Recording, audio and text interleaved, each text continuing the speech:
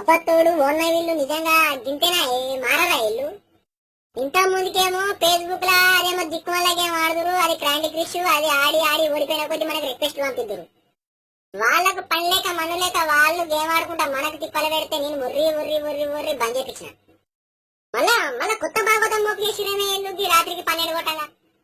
అరే ఇప్పుడే కన్నంటుకుంది నేమో మళ్ళా వాట్సాప్ లో తక్కువని మెసేజ్ వచ్చింది.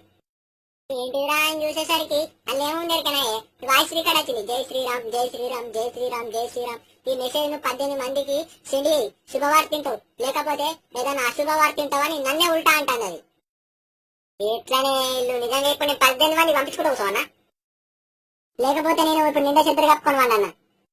అట్లా కాదు, మీకు అంత సోషల్ నెట్వర్క్ మీద మీకు నలుగురికి మంచి చేయాలని మీలో ఉంటే మీరు నలుగురికి ఆకలైన వాళ్ళకి అన్నం పెట్టుర్రి, ఏం లేని వాళ్ళు అనాథలకు అన్నం పెట్టుర్రి, పైసలు ఇవ్వర్రి, బట్టలు ఇవ్వర్రి, ఎన్నో చేయొచ్చు చేయాలనుకుంటే. లేకపోతే సపరేట్ చేతులు కట్టుకొని నిలుచుడు చూడుర్రి.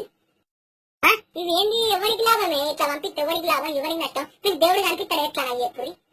నేను ఇట్లా మాట్లాడితే మీకు కోపాలు వస్తాయి. మీరు చేసేది ఏమో గట్లుంటాయి. మీకు అప్పుడప్పుడు నెత్తిలా ముళ్ళు మెసులుతూ రావచ్చు. నిజంగా అన్న ఇట్లా చేసేటోళ్ళు అందరికి పంపిర్రే. ఇది వీళ్ళకు మంచి మాట చెప్తే వినరే ఇల్లు. ఇన్ని రోజులు ఏ బాధ లేకుండే మళ్ళా ఎవరు పుట్టిన మళ్ళా సురువు చేసిండు ఎవరు. అరే అవ ఎక్కడో బేకర్ కాదు మా పేరు. పొద్దుగాల లేస్తే దూతున్నదిరా భగవంతా అని వండుకుంటే ఆంజనేయం పేరు చెప్పి జై శ్రీరామ్ జై శ్రీరామ్ అట వాళ్ళకి పంపి ఇళ్ళకి పంపి. నీకు గంటగానం బట్టుంటే ఒక 4 ఫోన్లు కొనుక్కొని 4 సిమ్ములు వేసి 4 సిమ్ములలో నెట్ బ్యాలెన్స్ వేసి నిజానికి నువ్వే పంపించుకో. నిజానికి నీకే అన్ని శుభవార్తలు జరుగుతాయి.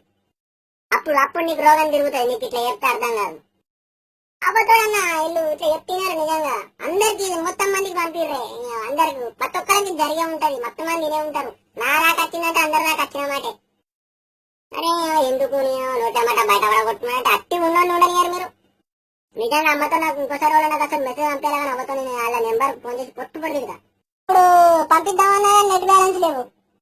పంపించకపోతే బాధ, పంపిస్తే బాధ. పంపిస్తేనే వాళ్ళు నన్ను తిడతారు నాకెందుకు పంపినామని. లేకపోతే రేపు ఏదైనా అయితే దీని మీద అనుమానం వస్తారు. పంపించిన అయితే అనుమానం వస్తుంది. ఎందుకు చేస్తారు ఇట్లా మీరు? దేవుని పేరు చెప్పి అన్ని ఆటకాలు అబ్బతోడా నాకు కాదు ఒకరికి పంపించాల్సి మెసేజ్ అయితే డెలీట్ చేసుకో. ఒక్కసారి చెప్తే అర్థం చేసుకోవాలి. ఎట్లా అన్నా